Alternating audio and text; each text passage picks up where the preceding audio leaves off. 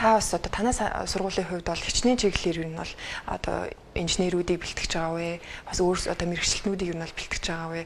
За мөн дээрээс нь та бас ингэж өөрийнхөө одоо сургуулийн бэлтгэж байгаа одоо гурван одоо юу штэ тийм мэрэгчлийн талаарх бас за 3 ч юм уу 2 ч юм уу те мэрэгчлийн талаарх бас мэдээллийг одоо манай сурагчид ерөнхий боловсролын сурагчид өгвөл.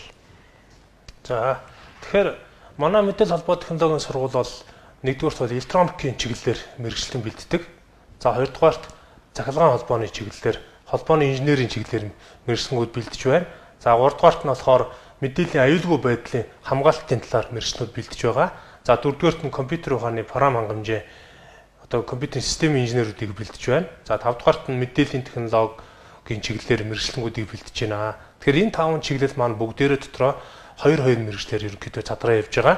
За тэгэхээр одоо хамгийн гол нь одоо энэ мэрэгчлээ сонгож байгаа хүүхдүүд маань болохоор нийгмийн юм одоо хүмүүстэй харилцдаг мэрэгчлийг сонгоод байгаа. За тэрийг бол би бас буруутгахгүй байгаад байгаа.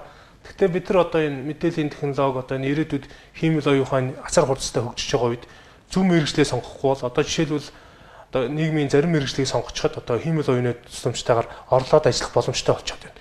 Тэгэхээр ирээдүйн тэр ажлаа одоо авч үлдэхийн тулд инженерийн мэрэгчлийг сонгох хэрэгтэй болж таарж байгаа. За тэгээд тэр тундаа болохоор би өөрийнхөө техникийн мэдээллийн технологийн мэрэгжлийн бол та бүхэн танилцуулъя.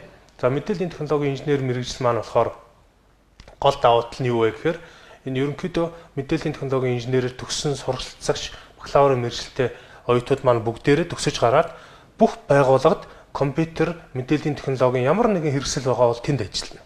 Нэгдүгээрт.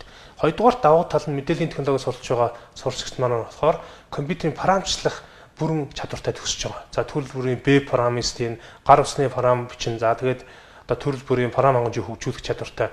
Ингэснээр одоо энэ ирээдүйд ерөөсөө юу ажиллаад байгаа вэ гэхээр ийм салбар дундын мэргэжлүүд үүсэж байгаа. Одоо тэгэхээр жишээлбэл хим физик гэдэг тусдаа урд нь ингээд явдаг биеийн тавирын багш ч юм уу одоо уран зохиолын багш монгол хэлний багш гэдэг тусдаа явдаг байсан бол одоо мэдээллийн технологитой юм харьцсан мэргэжлүүд эхэлж байгаа. Одоо жишээлбэл химийн мэдээллийн технологитойгоо ингээд харилцаа холбогдоод ирэхээр яах нь вэ? Химийн статистикийн шинжилгээч гэдэг юм уу? За одоо ингээд багштай холбогдоод ирэхээр багшийг мэдээллийн технологи ашиглаад яаж сайжруулах вэ? Яаж тэр багш хичээлээ одоо сайн зааж чадах вэ? Ур чадвар нь яаж дэвшлүүлэх вэ?